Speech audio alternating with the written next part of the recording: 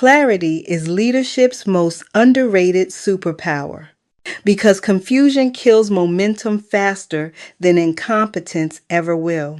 Welcome back, friends. I'm LaTania Michelle, executive coach and creator of the L.E.A.F Leadership Communication Advantage, where we're helping you develop the human edge that technology can't replicate. In this episode, we're unpacking the third pillar of the L.E.A.F framework, articulating clarity. If you've been following the series, you already know. Listening opens the door. Encouraging dialogue invites your team inside. And now, clarity builds the foundation that allows everyone to move in the same direction with confidence. In a world full of noise, your team doesn't need more information. They need interpretation. They need alignment. They need the kind of clarity that turns scattered ideas into a united mission. Here's the truth. People don't follow leaders who talk the most. They follow leaders who make the most sense. Think about the leaders who have impacted you most deeply. They didn't drown you in bullet points or endless data. They painted a picture you could see, feel, and step into. That's clarity in action. I often tell executives this. Your role as a leader isn't just to cast vision, it's to translate that vision into language that mobilizes people. You're not only a strategist, you're a storyteller. You're a signal in the noise. The Harvard Business Review found that 70% of strategic initiatives fail not because of poor ideas, but because of poor communication. And Gallup data tells us that only about half of employees even know what's expected of them at work. That's not a skill problem, it's a clarity problem. When people aren't clear, they default to assumption. And assumption is the breeding ground for frustration, mistrust, and burnout. Let me ask you something. Has your team ever left a meeting saying got it, only to realize later that everyone's definition of got it was completely different? That's the illusion of alignment. Everyone smiles, nods, and leaves with their own private interpretation. The cost of that misalignment is enormous: missed deadlines, duplicated work, and disengagement. So today, we're going to shift from accidental clarity to intentional communication. We're going to learn how to articulate vision so clearly that people can see themselves inside it. Let's start by defining clarity. Clarity isn't perfection. It's precision of purpose. It's being able to express what matters most in a way that's simple, actionable, and emotionally resonant. Clarity doesn't mean you know every answer. It means you're confident about the direction, even while acknowledging what's still being figured out. People don't need you to be perfect. They need to know what's true, what's next, and where they fit. In psychology, this is called cognitive coherence. Our brains crave patterns, meaning, and narrative. When things feel fragmented, our stress increases. But when we understand the why behind our work, our motivation rises. In fact, neuroscience studies from Stanford show that when leaders explain the purpose behind decisions, it activates the reward centers in the listener's brain, producing a sense of safety and engagement. So let's make this practical. There are 3 types of clarity every great leader must communicate: purpose clarity, process clarity, and people clarity. Purpose clarity answers why we're doing this. Process clarity answers how we're going to do it. And people clarity answers who plays what role in making it happen. When any of those are missing, chaos fills the gap. I remember coaching a senior leader at a large tech company who kept complaining that her team wasn't executing fast enough. When we looked deeper, the problem wasn't speed, it was understanding. Her team didn't share her picture of success. Once she began articulating what done actually looked like, what winning would feel like for the customer, for the company, and for them, execution skyrocketed. The team didn't suddenly get smarter. They just got clear. Leaders often confuse volume with clarity. More meetings, more slides, more messages. But more isn't clearer, it's louder. True clarity lives in simplicity. It's in the discipline of distilling complex ideas into statements that are both true and transferable. Let's talk about what makes communication clear.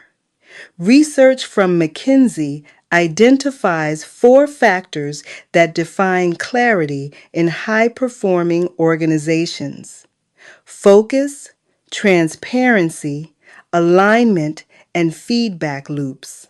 Focus means stripping away everything that doesn't serve the core goal.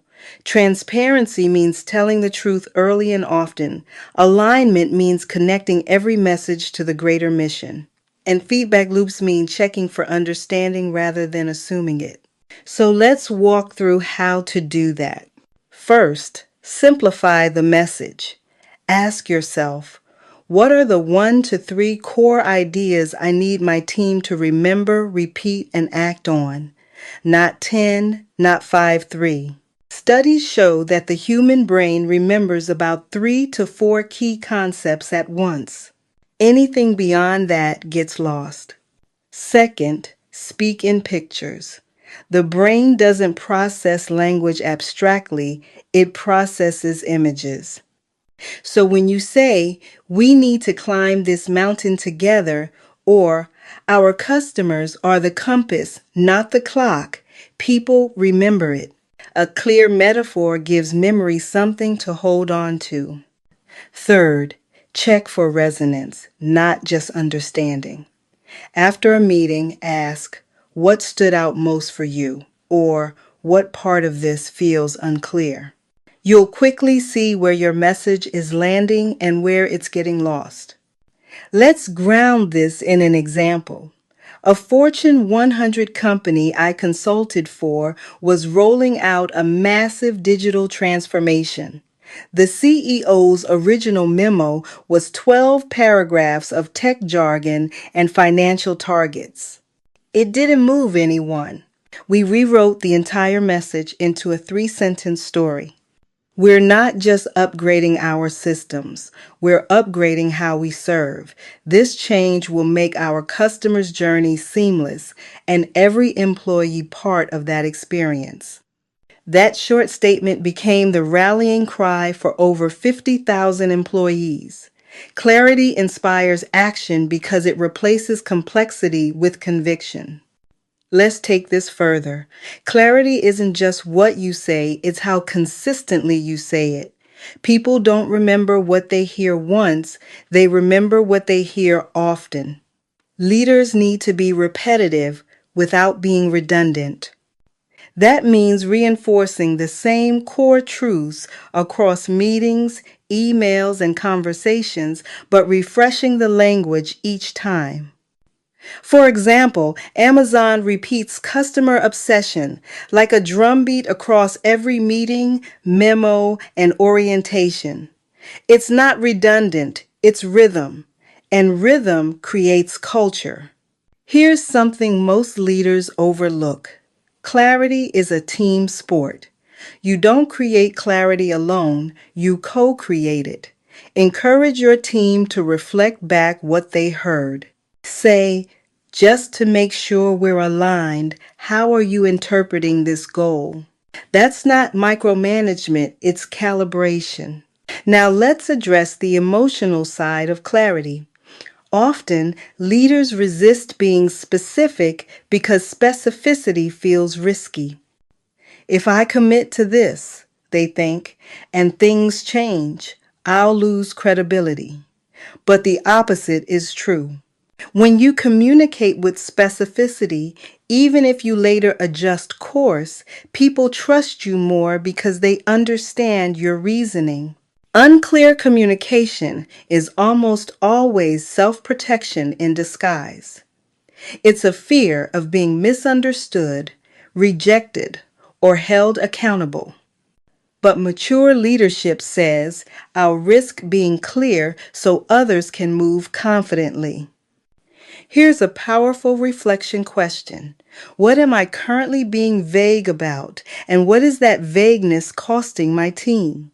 Think of clarity as kindness. When you give people clear expectations, you reduce anxiety. When you define success, you empower autonomy. When you share the why, you give meaning. Let's look at some quick micro skills that build clarity. Start with the outcome. Begin your conversations by saying, "Here's what success looks like." Name the priority. If you remember one thing from today, it's this. Link the why. Here's how this connects to our larger mission. And define next steps before the meeting ends. Here's who's doing what by when. Those 4 micro moves alone can transform your communication overnight. Now, let's talk about clarity during change, because change amplifies confusion. During uncertainty, your team's anxiety spikes, and the rumor mill multiplies what isn't said. Silence creates stories. If you don't fill the space with clarity, fear will fill it with fiction. In one study by Korn Ferry, 84% of employees said that lack of clear communication during change made them more resistant to transformation. That means clarity doesn't just improve morale, it reduces friction. During times of change, increase your communication frequency by 30%. Even if there's nothing new to say, reaffirm what remains true. For example, "We don't have all the answers yet, but here's what we know, and here's what's next." That statement does more to stabilize morale than 10 technical updates ever could. Another practical step: communicate alignment at every layer. Senior leaders often assume their managers are cascading information accurately, but the message mutates at every handoff. What starts as a clear directive at the top can arrive at the front line as a confusing whisper. Protect your clarity by putting key points in writing and repeating them across multiple channels: video, email, meetings. Now, let's talk about storytelling as a clarity tool. Storytelling is not fluff, it's neuroscience. Our brains are wired to remember stories up to 22 times more effectively than data alone. Stories give context, emotion, and meaning. When you share a story that illustrates your vision, it anchors understanding and emotion, not just intellect. A leader at a global healthcare organization once told me, "I used to start every presentation with charts. Now I start with a patient story and everything lands differently." His team reported higher engagement and comprehension, even though the strategic message was the same. That's the power of narrative clarity. So let me give you a simple framework for story-based clarity. It's 3 parts: problem, pivot, purpose. The problem names what's not working or what's at stake. The pivot describes the moment of insight or change. And the purpose paints the picture of what's possible when we act together. For example, our customers are frustrated because our systems don't talk to each other. We realize that if we're frustrated, imagine how they feel. That's why we're investing in seamless integration so the customer's journey feels effortless. That's clarity with emotion and direction. Let's also discuss how clarity affects culture. When leaders communicate clearly, it builds trust. When they don't, people fill in the blanks with skepticism. Every rumor in an organization is a symptom of unarticulated clarity. Every assumption is a tax on leadership. Think of clarity like oxygen for performance. It's invisible, but when it's missing, everyone feels it. Now, how do you model clarity daily? You model it by slowing down before you speak. Ask yourself, is what I'm about to say adding focus or creating fog? You model it by setting expectations early, giving feedback quickly, and aligning decisions with stated priorities. You model it by admitting when something has changed instead of pretending it hasn't. Clarity is also humility. It's saying, here's what I know, here's what I don't know, and here's what I'm learning. That transparency doesn't weaken authority, it strengthens it. Here's an experiment you can try. At the end of your next meeting, ask 3 questions. What's clear? What's unclear? What should we communicate to others? You'll be amazed how much insight you gather from those 3 sentences. As we close, I want to leave you with a story that captures the essence of this message. A CEO I once coached told me he used to pride himself on being the visionary type, big ideas, high energy, moving fast. But one day, during a leadership offsite, a team member said, "We love your passion. We just never know which of your 10 ideas is supposed to be our priority." That feedback hit him hard. He realized he wasn't inspiring clarity, he was inspiring confusion. So he changed one thing. He ended every meeting with a simple recap. Here's the one thing I need you to focus on before our next meeting. Within a quarter, productivity and morale improved dramatically. The team hadn't changed. The clarity had. Here's the takeaway.